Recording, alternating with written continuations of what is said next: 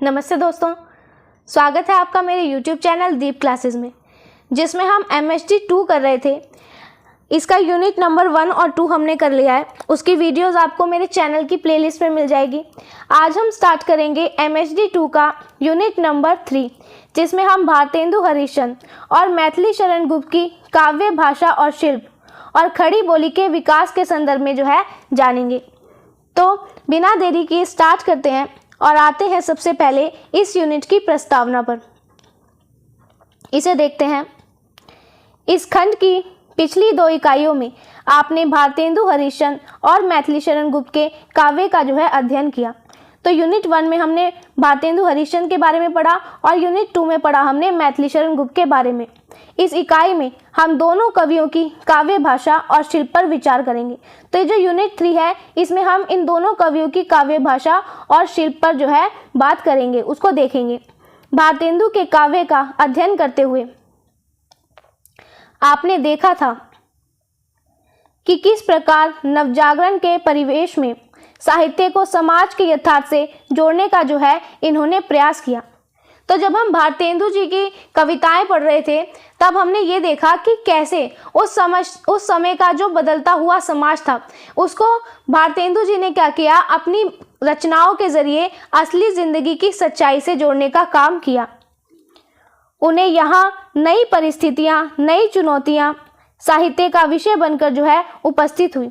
तो भारतेंदु जी की जो रचनाएं थी, उसमें हमने ये भी देखा कि उस समय जो नई नई बातें हो रही थी और जो बड़ी बड़ी परेशानियां सामने आ रही थी, उन्हीं को भारतेंदु जी ने किस तरीके से अपनी रचनाओं का विषय बनाया। भारतेंदु ने जिस प्रकार नवजागरण साहित्य का उन्मेष किया, उसी प्रकार मैथिली शरण गुप्त ने नवजागरण को राष्ट्रीय आंदोलन के साथ जोड़कर अपनी अभिव्यक्ति और सर्जना का विषय बनाया। तो जैसे भारतेंदु जी ने क्या किया, इन्होंने समाज को जगाने वाली जो नई कविताएं थी, उनकी शुरुआत की थी। ठीक वैसे ही मैथिली शरण गुप्त ने उन कविताओं को क्या किया, हमारे देश की आज़ादी की लड़ाई से जोड़ने का काम किया। और अपनी रचनाओं में इन्होंने मैथिली शरण गुप्त ने क्या किया, देश प्रेम को दिखाने का काम किया था। साहित्य और समाज के इन बदलते बनते रिश्तों का अध्ययन कथ्य विषय वस्तु के संदर्भ में करने के बाद यह जानना भी हमारे लिए जरूरी है कि काव्य विषयों के समानांतर काव्य संरचना, शैली और भाषा में कितना और कैसा परिवर्तन हुआ है। तो जब हमने ये देख लिया कि साहित्य और समाज के बीच का ये जो रिश्ता है, ये कैसे बदल रहा था, तब अब ये समझना भी हमारे लिए ज़रूरी हो जाता है कि इन कवियों की जो रचनाएं थी, उसे लिखने का तरीका और उसकी जो भाषा थी, इसमें क्या क्या बदलाव आया। इतना तो आप जानते ही हैं कि रूप और वस्तु का जो संबंध है, वो द्वंद्वात्मक होता है। यानी कि रूप का मतलब हुआ कविता की भाषा या फिर बनावट, और वस्तु का मतलब है जो बात वहाँ पे कही जा रही है। तो जो कविता की भाषा होती है और जो वो बात कही जा रही है, ये दोनों आपस में जुड़े हुए होते हैं और इनका आपस में बहुत गहरा असर होता है। यदि वस्तु बदलती है तो रूप पर भी उसका प्रभाव पड़ता है, और रूप बदलता है तो विषय वस्तु पर भी अपना प्रभाव डालता है। अतः वस्तु और रूप का संबंध द्वंद्वात्मक होता है। मतलब ये हुआ कि अगर कविता में कही जाने वाली जो बात है वो बदल जाएगी, तो कविता लिखने का जो तरीका है वो भी अपने आप ही बदल जाता है। और अगर हम लिखने का तरीका बदलते हैं तो इसका जो असर होता है वो उस बात पर भी पड़ता है जो हम कविता में कहना चाह रहे हैं। इसलिए हम ये कह सकते हैं कि किसी भी कविता का जो विषय होता है और उस कविता को लिखने का जो तरीका होता है, ये दोनों क्या करते हैं, एक दूसरे पर असर डालते हैं। ये दोनों अलग अलग नहीं होते। इन दोनों कवियों की काव्य भाषा और शिल्प का अध्ययन प्रकारांत से हिंदी काव्य भाषा के रूप में खड़ी बोली के अपनाए जाने की प्रक्रिया का भी अध्ययन है। तो जब हम इन दोनों कवियों यानी कि मैथिली शरण गुप्त और भारतेंदु हरिश्चंद्र, इनकी कविता लिखने की भाषा और तरीके के बारे में पढ़ते हैं, तो असल में हम ये भी समझते हैं कि कैसे हिंदी कविता में खड़ी बोली का इस्तेमाल धीरे धीरे शुरू होना स्टार्ट हुआ। ब्रज भाषा का स्थान खड़ी बोली काव्य भाषा के रूप में किस प्रकार ग्रहण करती है और कैसे धीरे धीरे एक मानक काव्य भाषा के रूप में स्वीकृत होती है, इसे इन दोनों कवियों की काव्य भाषा के अध्ययन के माध्यम से आसानी से समझा जा सकता है। तो जो कविताएं हैं इसमें पहले क्या होता था, ब्रज भाषा का इस्तेमाल किया जाता था, लेकिन इसकी जगह बाद में जो है खड़ी बोली ने ले ली। तो ये खड़ी बोली कैसे आई और फिर सब जगह जो है कैसे मान ली गई, ये जो बात है, ये बात हम इन दोनों कवियों की अगर रचनाओं को पढ़ें तो हम इसे आसानी से जो है समझ सकते हैं। तो ये हमने इस यूनिट की प्रस्तावना को यहाँ देखा। अब स्टार्ट करते हैं नेक्स्ट टॉपिक, जिसमें हम भारतेंदु की काव्य भाषा और शिल्प के बारे में जो है जानेंगे। भारतेंदु हरिश्चंद्र ने जब लिखना शुरू किया था उस समय कविता की भाषा ब्रज भाषा ही थी, जिसकी 300-400 वर्षों की एक समृद्ध परंपरा उन्हें जो है विरासत में प्राप्त हुई थी। सूरदास, घनानंद, बिहारी जैसे ब्रज भाषा प्रवीण विशिष्ट कवि उनके सामने थे। तो यहाँ बताया कि जो भारतेंदु का समय था उस समय क्या था, जो कविताएं थी वो ब्रज भाषा में लिखी जा रही थी और उन्हें ये जो तरीका था ये पुराने कवियों की एक बड़ी पुरानी जो विरासत परंपरा चली आ रही थी उससे मिला था। इनके सामने सूरदास, घनानंद और बिहारी जैसे जो महान कवि थे जो कि ब्रज भाषा के पक्के जानकार थे, वो भारतेंदु के सामने थे। हिंदी खड़ी बोली गद्य की एक क्षीण परंपरा भी मध्यकाल से ही जो है चली आ रही थी। तो ये जो समय था, इस समय में गद्य में क्या था, खड़ी बोली का इस्तेमाल बहुत कम होता था, लेकिन इसकी एक छोटी सी जो शुरुआत थी वो हमें पहले ही देखने को मिल गई थी। इसे ईसाई मिशनरियों, लेखक चतुष्टय जैसे कि लल्लू लाल, सदल मिश्र, इंशा अल्लाह खां और सदासुख लाल, ये जो 4 लोग हैं इन्हें लेखक चतुष्टय कहा जाता है। तथा राजा द्वय में राजा शिव प्रसाद और राजा लक्ष्मण सिंह आते हैं। इनके माध्यम से एक नई शक्ति जो है मिली थी। तो यहाँ बताया कि ये जो खड़ी बोली थी इसको कुछ लोगों ने आगे बढ़ाने का काम किया। अब किन किन लोगों ने आगे बढ़ाया, एक तो सबसे पहले ईसाई जो मिशनरी आए इन्होंने खड़ी बोली को आगे बढ़ाने का काम किया। फिर लेखक चतुष्टय में जो 4 लेखक हैं, लल्लू लाल, सदल मिश्र, इंशा अल्लाह खां और सदासुख लाल, इन्होंने इसको आगे बढ़ाया। उसके बाद राजा द्वय यानी कि राजा शिव प्रसाद सिंह और राजा लक्ष्मण सिंह, तो इन सभी ने क्या किया, खड़ी बोली को आगे बढ़ाने का काम किया।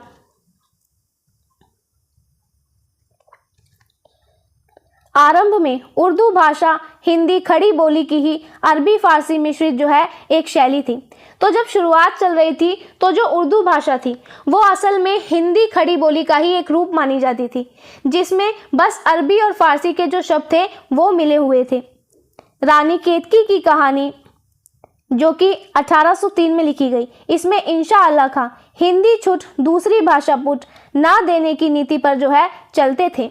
तो ये एक रानी केतकी की कहानी है जो कि इंशा अल्लाह खां ने लिखी थी। इसमें इन्होंने ये कोशिश की थी कि वो ऐसी भाषा लिखे जिसमें अरबी और फारसी के जो शब्द हैं वो बिल्कुल भी ना हो। हिंदी उर्दू का विवाद उठाने वाले राजा शिव प्रसाद सितारे हिंद और राजा लक्ष्मण सिंह थे, जिनमें एक ने अरबी फारसी मिश्रित उर्दू का पक्ष लिया और दूसरे ने क्या किया, संस्कृत तत्सम मिश्रित हिंदी का। तो ये जो हिंदी और उर्दू भाषा को लेकर एक झगड़ा शुरू हुआ, इसकी शुरुआत की राजा शिव प्रसाद सितारे हिंद ने और राजा लक्ष्मण सिंह ने। इसमें से एक तरफ तो वो थे जिन्होंने क्या किया, उर्दू यानी कि अरबी फारसी मिली हुई भाषा को बढ़ावा दिया, और दूसरी तरफ वो जिन्होंने हिंदी यानी कि संस्कृत की मिली हुई शब्दों को जो है चुनने का काम किया। उस समय तक हिंदी में उर्दू हिंदू मुस्लिम 2 भिन्न संप्रदायों से जुड़कर विकसित नहीं हो रही थी, लेकिन हिंदी उर्दू का विवाद खड़ा कर बाद में अंग्रेजों ने अपनी कूटनीति के तहत इसे जो है 2 संप्रदायों के बीच खाई पैदा करने के लिए एक औजार के रूप में प्रस्तुत किया। अब क्या हुआ, ये जो समय था, इस समय में भाषा का ये जो झगड़ा था वो हिंदू और मुस्लिम धर्म को आपस में बांटने के लिए इस्तेमाल किया गया था, ताकि इन दोनों धर्मों के बीच जो है दूरियां बढ़ जाएं। अंग्रेजों ने क्या किया, इन्होंने अपनी चतुराई का इस्तेमाल करते हुए ये जो भाषा का झगड़ा था, इस झगड़े को हिंदू और मुस्लिम के बीच लड़ाई कराने का अंग्रेजों ने एक हथियार बना लिया था। इसके शिकार कट्टरपंथी हिंदू और मुसलमान जो है दोनों बने। आज तक दोनों भाषाओं का ये सवाल जो है संप्रदाय के सवालों से पूरी तरह मुक्त नहीं हो पाया है। अपने रचना काल में भारतेंदु ने राजा शिव प्रसाद और राजा लक्ष्मण सिंह के उर्दू हिंदी भाषा विवाद से अपने को बचाने का जो है पूरा प्रयास किया। तो ये जो झगड़ा चल रहा था, इस झगड़े के चक्कर में क्या हुआ, हिंदू और मुस्लिम इन दोनों धर्म के लोग जो है वो आपस में फंस गए, जो अपनी बात पर अड़े रहते थे। अब यहाँ पे ये भी बात थी कि आज भी अगर हम देखें तो हिंदी और उर्दू का ये जो झगड़ा है ये पूरी तरह खत्म नहीं हुआ। और जिस समय भारतेंदु जी अपनी रचनाएं लिख रहे थे तो उन्होंने इस बात की पूरी कोशिश की कि वो इस फालतू के हिंदी और उर्दू का ये जो झगड़ा है इस झगड़े से बिल्कुल दूर रहे और इसमें ना पड़े। इन्होंने अरबी, फारसी और संस्कृत के चक्कर को छोड़कर बोलचाल की आम फहमी भाषा को अपना आदर्श बनाया। यद्यपि जरूरत पड़ने पर उन्होंने उर्दू का प्रयोग अपनी कविता में, विशेष रूप से अपनी गजलों में खुलकर किया। इनकी रचना उर्दू बीवी का स्यापा, इसमें यह भ्रम नहीं होना चाहिए कि वह उर्दू के विरुद्ध हिंदी के पक्षपाती थे। यह रचना एक विशेष संदर्भ में लिखी गई है, जैसे भारतेंदु का अधिकांश काव्य ब्रज भाषा में ही है, जिसमें इन्हें जो है पूर्ण महारत हासिल थी। तो भारतेंदु हरिश्चंद्र जो थे इन्होंने मुश्किल शब्दों या फिर बहुत ज़्यादा अरबी, फारसी और संस्कृत में इनके चक्कर में पड़ने की बजाय क्या किया, भारतेंदु ने उस समय जो आम बोलचाल की भाषा थी उसका इस्तेमाल किया। हमें ये भी देखने को मिलता है कि इन्होंने आम जनता को तो चुना था, उसके बाद भी ये अपनी रचनाओं में हमें कभी कभी उर्दू के शब्दों का इस्तेमाल करते हुए दिखाई दे जाते हैं, खास तौर पर अपनी गज़लों में। इनकी एक रचना है जिसका नाम है उर्दू का स्यापा। जब हम इसे पढ़ते हैं तो हमें ऐसा बिल्कुल भी नहीं सोचना चाहिए कि ये उर्दू के दुश्मन थे और सिर्फ हिंदी के साथ थे।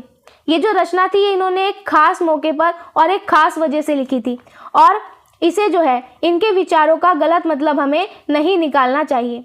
अगर हम देखें तो जो भारतेंदु है ये ज़्यादातर जो कविताएं करते थे वो ब्रज भाषा में करते थे, और इनकी जो पकड़ थी वो पकड़ भी इनकी ब्रज भाषा पर ही थी। बहरहाल भारतेंदु के काव्य की अपनी शुरुआत ब्रजभाषा से ही की, जिसमें शीघ्र ही वह इस रूप में निष्णात हो गए कि रीतिकालीन जड़ता में पली बड़ी ब्रजभाषा की कमजोरियां उनके सामने तुरंत जो है उजागर हो गई।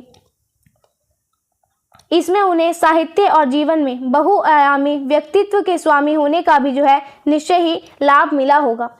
तो भारतेंदु जी ने क्या किया, इन्होंने कविता लिखने के लिए जो शुरुआत की वो ब्रज भाषा से की थी।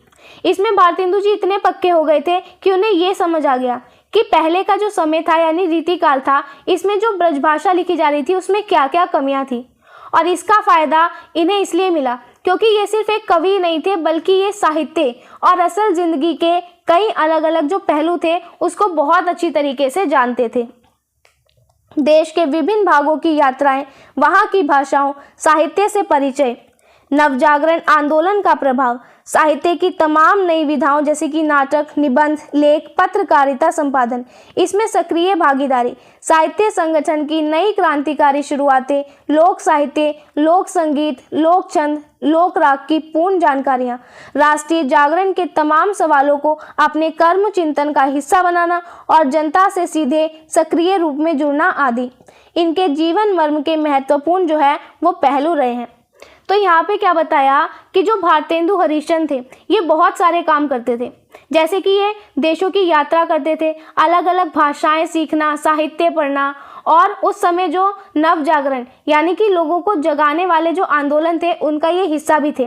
भारतेंदु ने क्या किया, इन्होंने नाटक, लेख और पत्रिकाएं इन सभी पर काम किया। इन्हें लोगों के गीतों, संगीत और इनकी जो भाषा थी उसकी भी बहुत अच्छी जानकारी थी। तो भारतेंदु हरिश्चंद्र देश की समस्याओं को लेकर हमेशा सोचते थे और आम लोगों से सीधा जुड़ते भी थे। इन सभी बातें जो है ये इनके काम और व्यक्तित्व का एक हिस्सा मानी जाती है। इसीलिए जिस प्रकार उन्होंने गद्य की प्रासंगिकता को समझकर हिंदी गद्य को स्थापित करने में आंदोलनात्मक कार्यवाही की, उसी प्रकार हिंदी गद्य के क्षेत्र में उन्होंने ब्रज भाषा का भी जो है कायाकल्प करने की कोशिश की है। तो इन्हीं सब वजह से क्या हुआ, जैसे इन्होंने ये समझा कि जो गद्य है वो आज के समय के लिए बहुत ज़रूरी है, तो इसीलिए इन्होंने गद्य को क्या किया, एक नई दिशा दी और इसे आगे बढ़ाया। ठीक वैसे ही इन्होंने पद्य के क्षेत्र में भी ब्रज भाषा को जो है पूरी तरह से बदलने और उसमें एक नया रूप लाने की जो है भारतेंदु ने कोशिश की थी।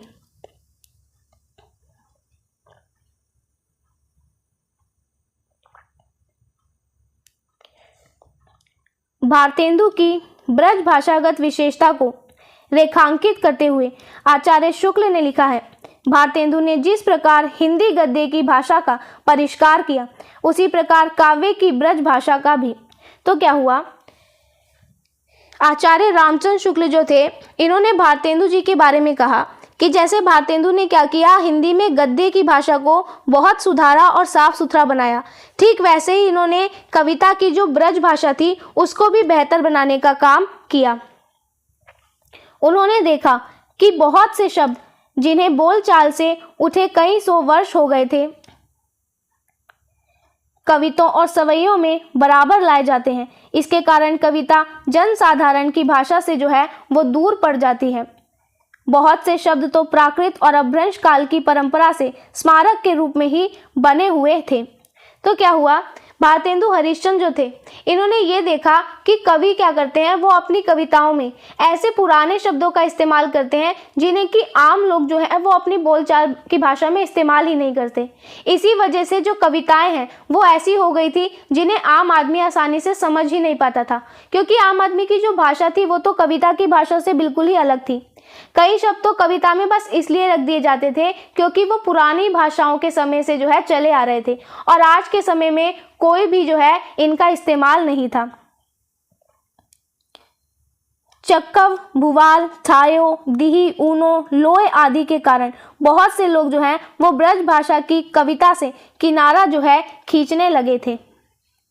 तो यहाँ पे कुछ ऐसे शब्द बताए जिनका इस्तेमाल कविता में हो रहा था। इस वजह से जो लोग थे वो इन कविताओं से जो है दूर रहना पसंद करते थे, इन्हें पढ़ते ही नहीं थे।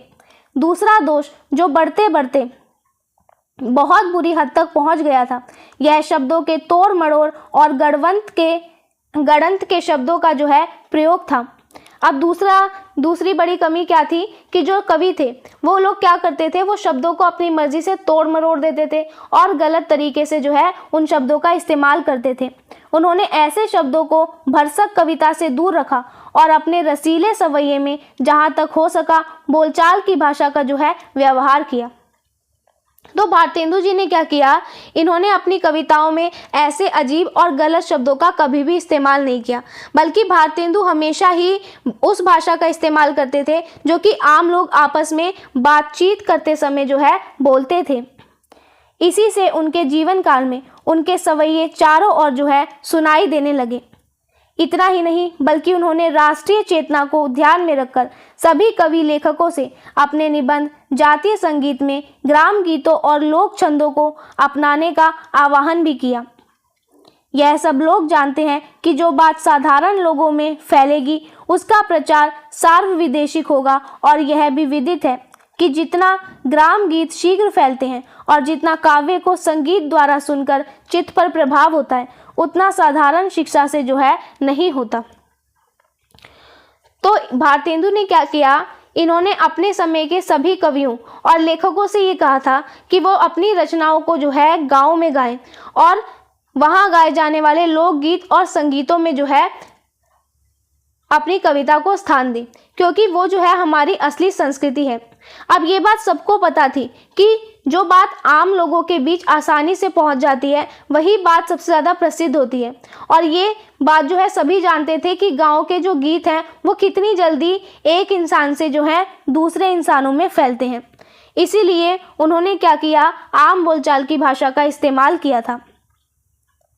इस विषय में जिनको कुछ भी रचना शक्ति है उनसे सहायता चाहता हूँ कि वह लोग भी इस विषय पर गीत व छंद बनाकर स्वच्छंद प्रकाश करें और मेरे पास भेज दें। मैं उनको प्रकाश करूँगा और सब लोग अपनी मंडली में गाने वाले को वह पुस्तक दें। तो भारतेंदु हरिश्चंद्र ने ये कहा कि जिन लोगों को भी कविता लिखने का हुनर आता है, मैं उनसे ये कहना चाहता हूँ कि वो सब क्या करें, ऐसे ही लोकगीतों में अपनी रचनाएं लिखें और उन्हें या तो खुद छाप लें या फिर ज़रूरत पड़े तो मेरे पास भेज दें। मैं उन गीतों को छपवाऊंगा ताकि लोग जो है वो उन्हें पढ़ सकें और अपनी छोटी छोटी टोलियों या मंडलियों में बैठकर लोग उन्हें गाएं। कजली, ठुमरी, खेमटा, कहरवा, अद्दा, चेती, होली, सासी, लंबे, लावनी, जाते के गीत, बिरहा, चनैनी, गज़ल इत्यादि। तो ये सब क्या है, ये काव्य रचना करने के कुछ शैलियाँ हैं। तो ये सभी जो शैलियाँ हैं, ये ग्राम गीतों में इनका प्रचार हो और सब देश की भाषाओं में इसी का अनुवाद हो, अर्थात पंजाब में पंजाबी, बुंदेलखंड में बुंदेली, बिहार में बिहारी, ऐसे जिन देशों में जिन भाषा का साधारण प्रचार हो उसी भाषा में ये गीत बने।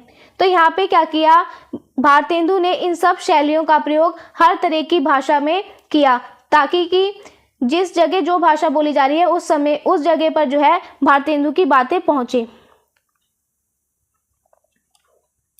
काव्य विषयों के जीवन संदर्भ चूंकि मध्यकालीन रीतिकालीन नहीं रहे थे, इसलिए जीवन की आम व्यापक समस्याओं को, समाज और राजनीति की समस्याओं को और सत्ता की चालबाजियों को जब भारतेंदु काव्य का विषय बनाते हैं तो समकालीन जीवन की शब्दावली उनकी काव्य भाषा में जो है संभवतः प्रवेश करती है। तो जो पहले की कविताओं में बातें होती थी, अब भारतेंदु के काल में ऐसा नहीं था। भारतेंदु जी ने जब आज के समाज, राजनीति और जो जीवन की असली समस्याएं थी, इनको अपनी कविताओं में स्थान दिया, तो ये बातें जो हैं अपने आप में कविताओं में और ज़्यादा शामिल होने लगी।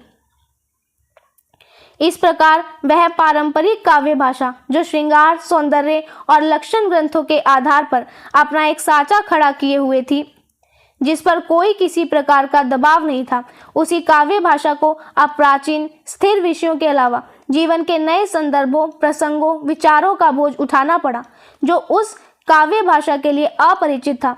ऐसे में ब्रज भाषा की कोमल कांत पदावली बनी रहना संभव नहीं रहा। इसके साथ ही ब्रज भाषा की असमर्थता भी जो है उजागर हुई। तो यहाँ बताया कि जो रीतिकाल में कविताएं थी वो सिर्फ सुंदरता और श्रृंगार के बारे में होती थी, जिस पर जो है कोई भी दबाव नहीं था। लेकिन अब भारतेंदु जी ने क्या किया, इसमें जीवन की नई और गंभीर बातें जोड़ने का काम किया। तो उस समय की जो पुरानी ब्रज भाषा थी उसको नए भारी विषयों में ढालना जो है वो बहुत मुश्किल हुआ। ऐसे में वो जो सिर्फ कोमल और सुंदर भाषा थी ब्रज भाषा, उसका वैसे ही बना रहना जो है वो मुश्किल होने लगा था। इसके साथ ही अब ये भी साफ हो गया कि जो ब्रज भाषा है वो हर नई बात को कहने के लिए क्या करती है, पूरी तरीके से तैयार नहीं है, और अब इस ब्रज भाषा में जो है कमियां दिखाई देने लगी।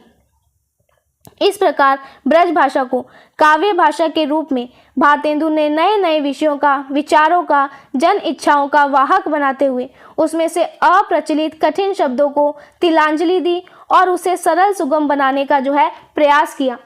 किंतु भाषा की रागात्मकता, स्वच्छंदता, व्यवहारिकता में उनकी प्रभाव क्षमता, मुहावरों और लोकोक्तियों की प्रासंगिकता को दृष्टि से ओझल नहीं होने दिया। तो जो भारतेंदु जी थे, इन्होंने क्या किया, ब्रज भाषा को नए विचारों और लोगों की इच्छाओं के हिसाब से ढालना शुरू कर दिया। इन्होंने भाषा में से पुराने और मुश्किल शब्दों को निकाल दिया जो कि अब किसी भी काम के नहीं थे, और अब इन्होंने भारतेंदु जी ने क्या किया, भाषा को और ज़्यादा आसान बना दिया। इन्होंने भाषा को आसान तो बनाया, लेकिन इसकी जो मिठास थी और इसमें जो अपनापन था, साथ ही साथ जो कहावतें और मुहावरे इस्तेमाल होते थे, उनकी ताकत को इन्होंने क्या किया, बिल्कुल भी कम नहीं होने दिया। हालांकि पद्य भाषा के रूप में ब्रज भारतेंदु को बहुत सहज, सरल एवं प्रिय लगती थी, तथापि ब्रज के अलावा उर्दू में भी उन्होंने अपनी लेखनी चलाई। फूलों का गुच्छा कविता में से एक उदाहरण देखिए। तो भारतेंदु जी को क्या हुआ, कविताएं लिखने के लिए जो ब्रज भाषा थी वो सबसे ज़्यादा आसान और प्यारी लगती थी, लेकिन इसके बावजूद भी भारतेंदु ने सिर्फ ब्रज भाषा ही नहीं बल्कि उर्दू भाषा में भी रचनाएं की थी, और उर्दू भाषा में इनकी जो रचना थी उसका नाम था फूलों का गुच्छा। अब यहाँ पे इस रचना की कुछ पंक्तियाँ दे रखी है, उसे देखते हैं। इसमें क्या कह रहे हैं, नहीं का बाकी वक्त नहीं है, ज़रा न जी में शर्माओ, लब पर जाए भला अब तो प्यारे मिलते जाओ। तो इसमें ये कह रहे हैं कि जो मना करने का समय था वो अब निकल गया है। अब मन में बिल्कुल भी शर्म मत करो, जो बात तुम्हारे होठों पर है उसे कहने में देरी मत करो, अब तो मिल जाओ। कहाँ गई वह पिछली बातें, कहाँ गया वह था जो प्यार, किधर छिपाया चांद सा मुखड़ा, दिखलाता जो यार। इसमें वो कह रहे हैं कि वो जो पुरानी बातें थी और जो पुराना प्यार था वो अब कहाँ खो गया है, वो चांद जैसा जो चेहरा था वो कहाँ छिपा लिया है, जो कि मुझे अब दिखाई नहीं देता। बेहोशी में घबरा घबरा करके यही कहता हूँ पुकार, मर्ज बढ़ गया बहुत इससे बचना अब है दुश्वार। तो आगे कह रहे हैं कि मैं जो हूँ बेसुध होकर यही चिल्ला रहा हूँ कि मेरी बीमारी इतनी बढ़ गई है कि अब इससे बचना जो है वो बहुत ही ज़्यादा मुश्किल हो गया है। अब आगे उर्दू में गज़लें लिखने का भी भारतेंदु ने प्रयास किया। तो भारतेंदु क्या करते थे, उर्दू में गज़लें भी लिखते थे। अब यहाँ पे इनकी जो गज़ल था उसका एक उदाहरण दे रखा है, उसे देखते हैं। फिर आई फसलें ऋतु, गुल यानी फूल, फिर जख्म दह यानी घाव रहकर पकते हैं, मेरे दागे जिगर पर सुरते लाला यानी कि एक फूल लहकते हैं। तो इसका मतलब ये हुआ कि फिर से जो है फूलों वाली जो ऋतु है वो आ गई और मेरे दिल के जो पुराने जख्म थे वो अब बार बार उभर रहे हैं। मेरा जो घायल दिल है इस पर लाल फूल और ज़्यादा खिल रहे हैं, यानी कि जो मेरा दुख है वो अब और ज़्यादा बढ़ रहा है। नसीहत है अबस यानी कि व्यर्थ, नासे यानी कि उपदेशक बया नाहक ही बकते हैं, जो बहके दुखते रज यानी कि मदिरा से वह कब इनसे बहकते हैं। तो यहाँ पे ये कह रहे हैं हे उपदेशक यानी कि सलाह देने वाले, तो ये कह रहे हैं कि सलाह देने वाले तुम जो हो, मुझे जो सलाह दे रहे हो वो बहुत बेकार है। जिसे शराब का नशा चढ़ा हो वो तुम्हारी इन बातों से कब बहकता है, यानी कि उसे इन बातों का जो है कोई भी फर्क नहीं पड़ता है। तो ये भारतेंदु द्वारा लिखी जो गज़ल थी उसकी हमने कुछ पंक्तियों को देखा। उर्दू एवं अन्य भाषाओं के प्रति ऐसे दृष्टिकोण का असर ब्रज भाषा पर इस रूप में हुआ कि ब्रज के कवि अब अन्य प्रांतीय जन भाषाओं से शब्द ग्रहण करने में भी उदार होते गए। फलतः ब्रज भाषा काव्य भाषा के रूप में जनता के अधिक करीब जो है होती गई। तो इसका असर क्या हुआ था कि जो ब्रज भाषा लिखने वाले कवि थे वो अब दूसरी भाषाओं के शब्दों को अपनी कविताओं में शामिल करने के लिए तैयार हो गए और इसका नतीजा ये हुआ कि जो ब्रज भाषा थी वो आम लोगों की बोली के जो है और ज़्यादा नज़दीक आ गई।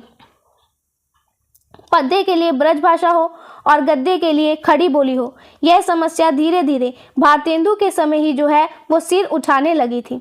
तो जो भारतेंदु जी का समय था अब उसमें एक उलझन पैदा हो गई। वो उलझन ये थी कि जो कविता है वो ब्रज भाषा के लिए सही है और जो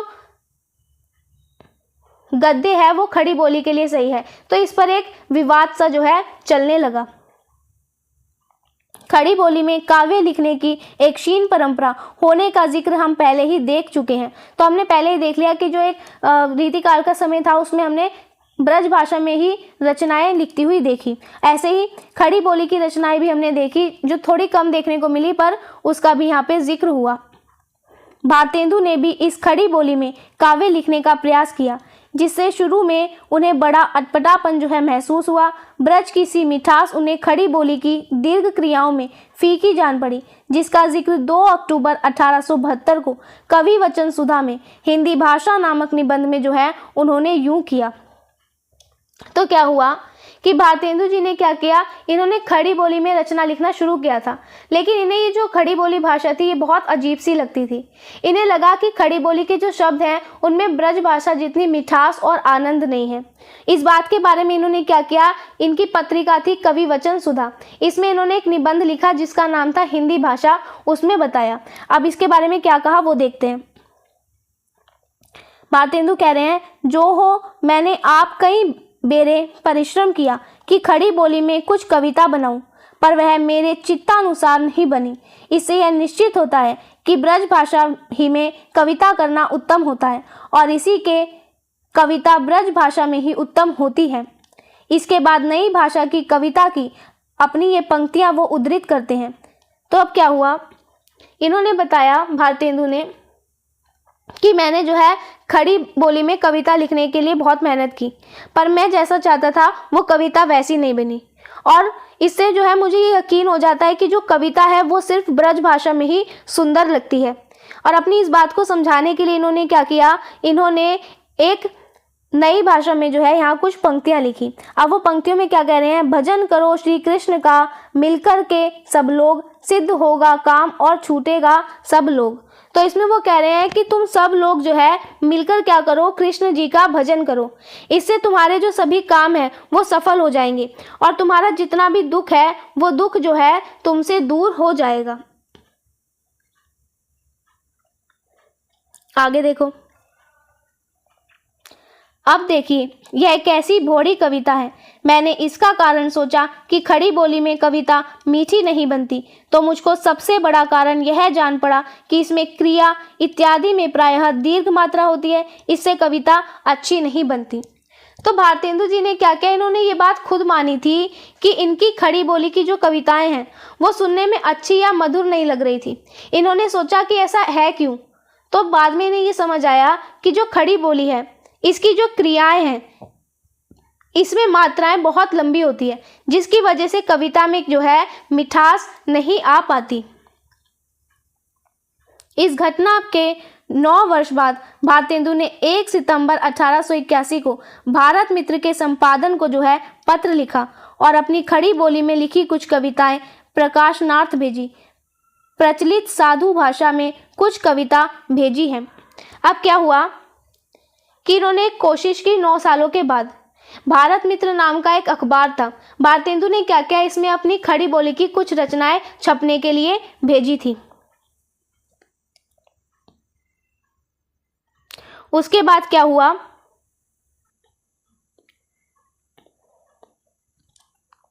देखिएगा कि इसमें क्या कसर है और किस उपाय के अवलंबन करने से इस भाषा में काव्य सुंदर बन सकता है। इस विषय में सर्वसाधारण की अनुमति ज्ञात होने पर आगे से वैसा परिश्रम जो है किया जाएगा। 3 भिन्न भिन्न छंदों में यह अनुभव करने के लिए कि किस छंद में इस भाषा का काव्य अच्छा होगा, कविता लिखी है। अब जब भारतेंदु ने ये कविताएं भेजी तो इन्होंने एक पत्र लिखा था। उसमें इन्होंने लिखा कि मैंने जो है आम बोलचाल की भाषा में कुछ कविताएं आपको भेजी है। आप क्या करो, इन कविताओं को पढ़ो और देखो कि इन कविताओं में क्या कमी है और हम ऐसा क्या कर सकते हैं कि जिससे खड़ी बोली की जो कविताएं हैं ये और ज़्यादा सुंदर बन जाए। फिर भारतेंदु ने आगे ये भी कहा कि जब मुझे लोगों की राय पता चल जाएगी तो मैं क्या करूँगा, उसी हिसाब से मेहनत करूँगा। भारतेंदु ने 3 अलग अलग तरह के छंदों में जो है कविताएं लिखी थी ताकि वो ये देख सकें कि खड़ी बोली जो है वो किस तरह के छंद में सबसे ज़्यादा प्यारी लगती है। मेरा चित्त इससे संतुष्ट ना हुआ और ना जाने क्यों ब्रज भाषा से मुझे इसके लिखने में दूना परिश्रम हुआ। इस भाषा की क्रियाओं में दीर्घ भाग विशेष होने के कारण बहुत असुविधा होती है। मैंने कहीं कहीं 100 कर्रे के हेतु दीर्घ मात्राओं को भी लघु करके पढ़ने की चाल रखी है। लोग विशेष इच्छा करेंगे और स्पष्ट अनुमति जो है प्रकाश करेंगे तो मैं और भी लिखने का जो है यत्न करूँगा। अब आगे भारतेंदु ने क्या किया, इन्होंने ये भी लिखा था कि इन कविताओं को लिखकर जो है मुझे खुद उतना मज़ा नहीं आया जितना मज़ा मुझे ब्रज भाषा की रचनाओं को लिखने में आता है और खड़ी बोली लिखने में जो है मुझे मेहनत भी दुगनी करनी पड़ी। इस भाषा के शब्दों में जो है लंबी मात्राएं होने की वजह से मुझे कविता लिखने में बहुत जगह बहुत परेशानी हुई।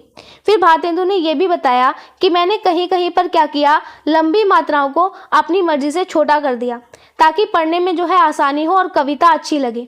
तो अगर आप लोगों को मेरी ये जो कोशिश है, ये खड़ी बोली में जो रचना है, ये अगर पसंद आएगी तो आप मुझे अपनी राय देना। मैं क्या करूँगा, मैं इस भाषा में और भी ज़्यादा कविताएं लिखने की जो है कोशिश करूँगा। तो ये भारतेंदु ने लिखा।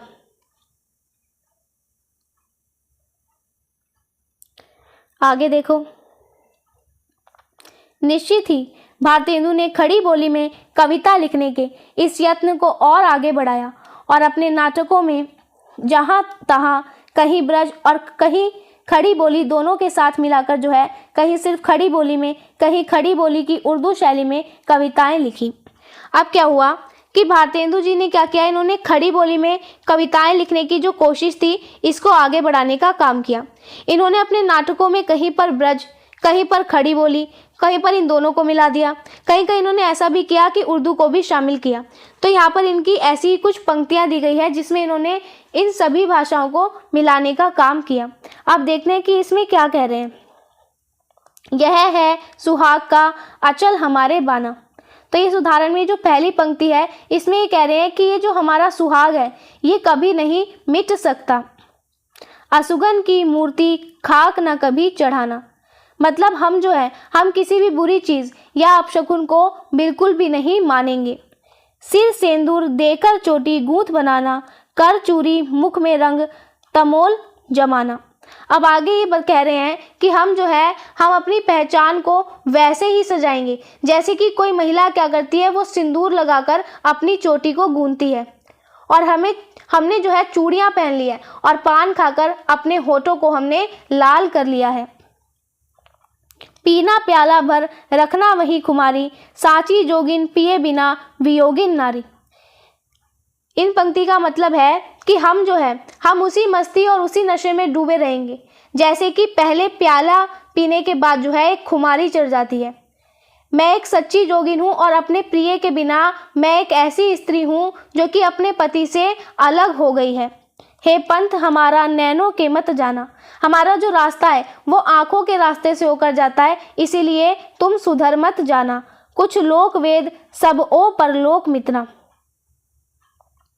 हमने अपनी कुल की मर्यादा और दुनिया की बातें वेद के नियम और परलोक की चिंता, ये सब हमने खत्म कर दिया है। शिव जी से जोगी को भी योग सिखाना, भगवान शिव जैसे बड़े योगी को भी योग करना हम सिखा सकते हैं।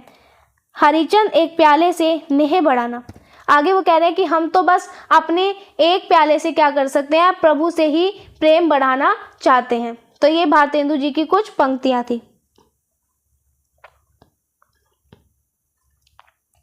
अंधेर नगरी नाटक में व्यंग्योक्ति के माध्यम से। अब अंधेर नगरी भारतेंदु द्वारा रचित एक नाटक है जिसमें इन्होंने कुछ व्यंग्य में पंक्तियां लिखी है, उसका यहाँ पे हमें उदाहरण दिया गया है। इसको देखते हैं। चूरन सभी महाजन खाते, जिससे जमा हजम कर जाते। चूरन खावे एडिटर जात, जिनके पेट पचे नहीं बात। चूरन साहेब लोग को खाता, सारा हिंद हजम कर जाता। चूरन पुलिस वाले खाते, सब कानून हजम कर जाते। तो इन पंक्तियों में ये कह रहे हैं कि बड़े बड़े व्यापारी वो चूरन खाकर सब लोगों का जो पैसा है उसको हड़प जाते हैं, और जो संपादक है यानी कि एडिटर है वो चूरन खाकर वो बातें पचा जाते हैं जो कि उन्हें हजम नहीं होती। और जो अंग्रेज अफसर है वो चूरन खाकर क्या करते हैं, पूरे भारत को ही हजम कर लेते हैं। और जो पुलिस वाले हैं वो चूरन खाकर कानून को ही अपनी जेब में रख लेते हैं और उसे हजम कर जाते हैं। उपयुक्त दोनों उदाहरणों को ध्यान से देखा जाए तो एक विशिष्ट वास्तविकता हमारे सामने उद्घाटित होगी। पहले उदाहरण में अभिव्यक्ति पक्ष अत्यंत शिथिल है, लेकिन दूसरे उदाहरण में ग्रहित तथ्य अत्यंत सहजता और तीखेपन से उद्घाटित हुआ है।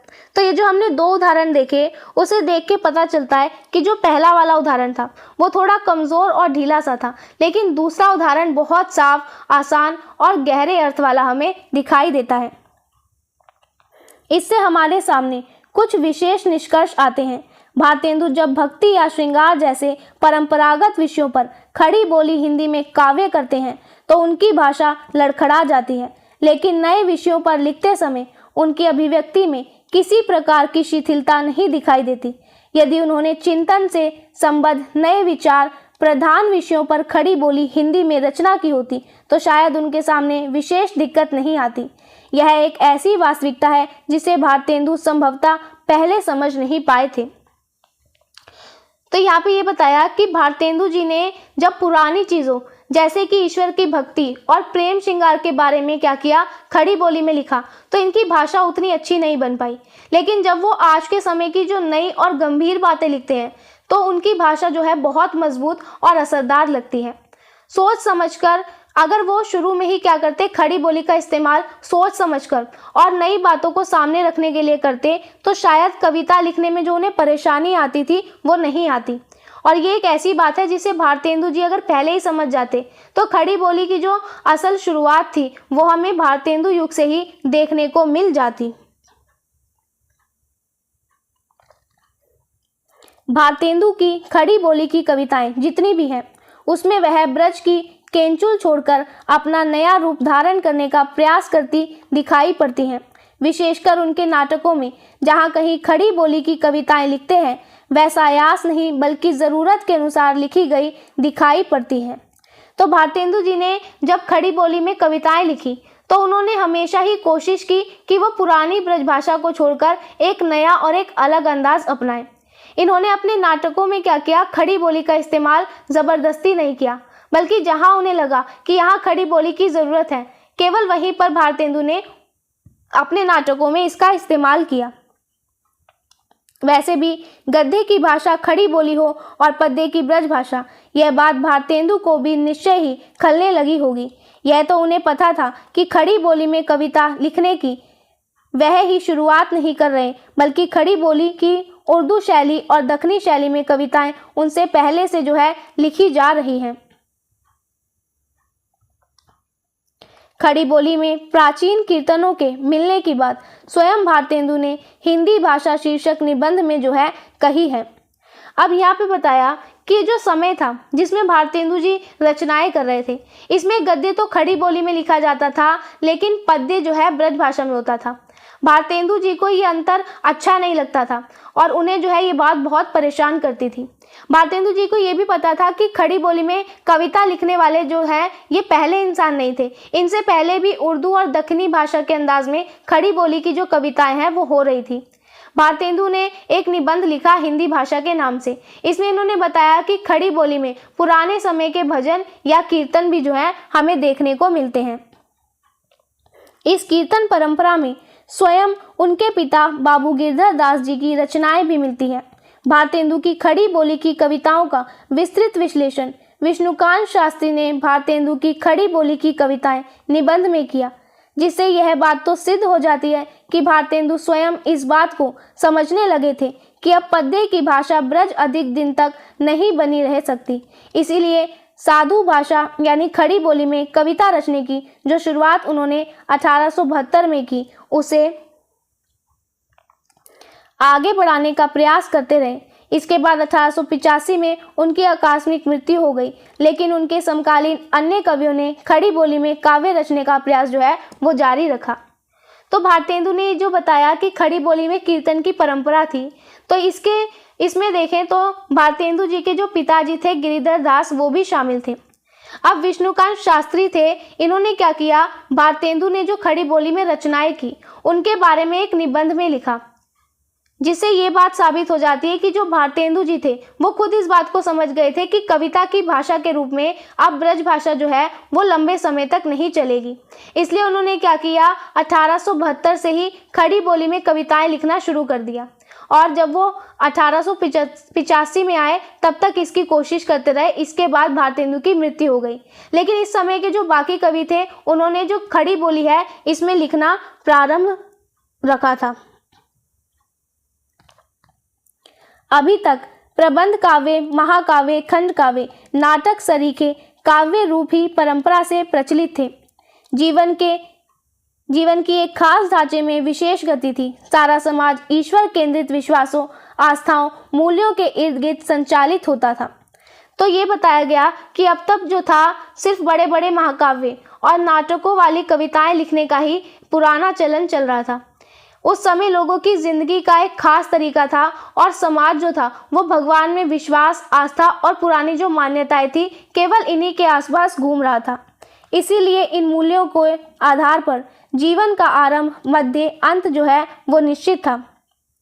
हर घटना, दुर्घटना के कार्य कारण संबंध में कारण ईश्वर केंद्रित था, लेकिन नव जागरण के आंदोलन ने मनुष्य के कर्म को भी महत्ता प्रदान की। आलस, नकारापन, अशिक्षा, अंधविश्वास, रूढ़ियों पर तुषारपात होने लगे। ऐसे में जीवन भी काव्य खंड, महाकाव्य के रूपों में तोड़कर बाहर आ गया। अब क्या हुआ कि ये जो पुरानी मान्यताएं थी इनके कारण लोगों को ये पता था कि जीवन की शुरुआत कैसे होगी, बीच का समय कैसा होगा और अंत कैसा होगा। हर अच्छी और बुरी बात के पीछे लोग क्या करते थे, भगवान को मानते थे। लेकिन नव जागरण यानी कि नए दौर की सोच ने क्या किया, इंसान के खुद की मेहनत पर और खुद के काम को भी अहमियत देना शुरू कर दिया। अब आलस, बिना काम के बैठना और अंधविश्वास, इन सब बातों पर विरोध होने लगा और ऐसे दौर में जीवन अब सिर्फ पुरानी कविताओं वाले महाकाव्यों में सिमटा नहीं रहा, बल्कि इससे बाहर आता हुआ दिखाई दिया।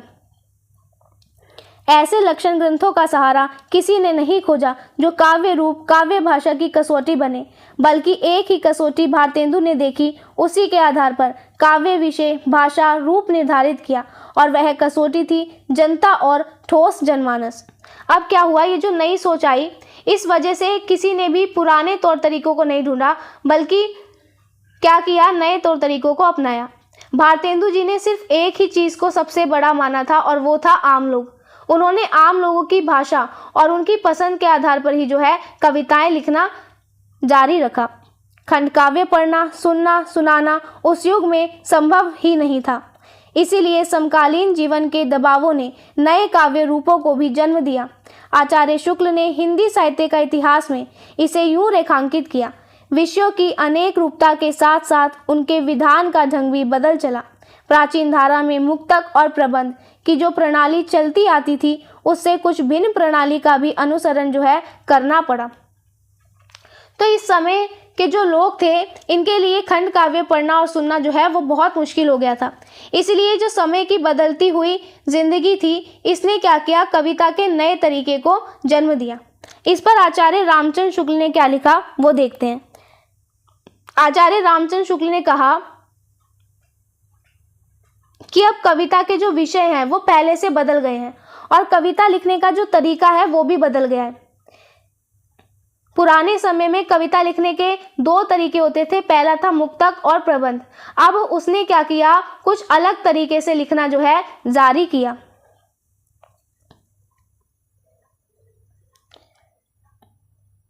पुरानी कविता में प्रबंध का रूप कथात्मक और वस्तु वर्णनात्मक ही पता चलता था। या तो पौराणिक कथाओं, ऐतिहासिक वृत्तों को लेकर छोटे छोटे आख्यान काव्य रचे जाते थे, जैसे पद्मावत, रामचरितमानस, रामचंद्रिका, छत्र प्रकाश, सुदामा चरित, दान लीला, चीरहरण लीला इत्यादि, अथवा विवाह, मृग्या, झूला, हिंडोला, ऋतु विहार आदि को लेकर वस्तु वर्णनात्मक प्रबंध। अनेक प्रकार के सामान्य विषयों पर कुछ दूर तक चली हुई विचारों और भावों की मिश्रित धारा के रूप में छोटे छोटे प्रबंधों की चाल ना थी। तो यहाँ बताया कि पुरानी कविताओं में हमें लंबी कहानी देखती हुई मिलती थी, तो यहाँ पे उनके यहाँ पे उदाहरण दे दिए। फिर आगे जो छोटी छोटी रचनाएं हुई उसके विषय रामचंद्र शुक्ल ने हमें बताया कि अब कविता के जो विषय थे वो कौन कौन से हुए।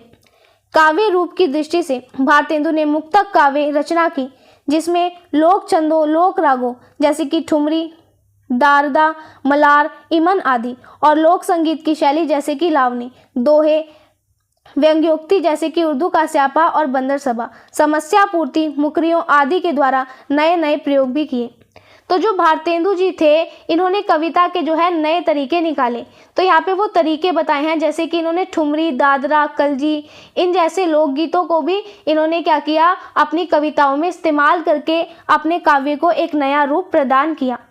तो इस तरीके से हमारा ये जो टॉपिक था ये यहाँ पे कंप्लीट हुआ, जिसमें हमने भारतेंदु के काव्य शिल्प के बारे में जो है डिटेल में जाना। अब हम अपना ये टॉपिक यहीं पर खत्म करते हैं। नेक्स्ट वीडियो में मिलेंगे नेक्स्ट टॉपिक के साथ, जिसमें हम मैथिली शरण गुप्त की काव्य भाषा और काव्य शिल्प के बारे में जानेंगे। तब तक के लिए वीडियो पसंद आया हो तो वीडियो को लाइक एंड शेयर ज़रूर करें। चैनल को सब्सक्राइब करना ना भूलें। Thank you.